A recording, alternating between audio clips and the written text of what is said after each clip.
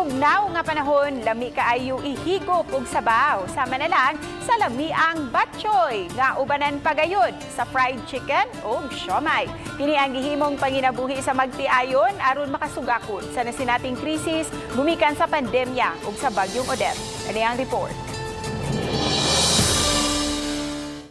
Miki, itlog, sibuyas dahonan ug ang sabaw sa baboy nga dugay gipabukalan aron manuhot-suhot ang kalami.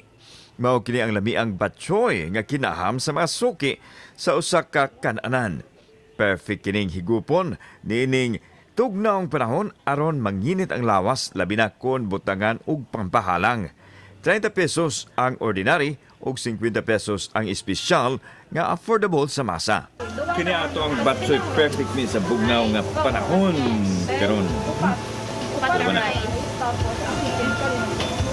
Pagka-rice ba ito? Asaan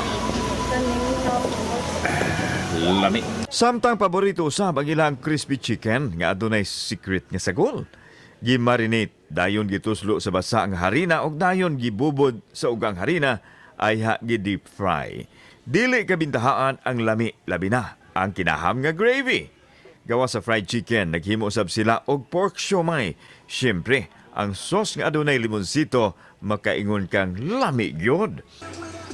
So far ni mahal siya pero ginagmay lang sir ato lang mga piso-piso lang gud sir ato lang tubuan gamay pero dili jud sa kayo inana siya ka mahal.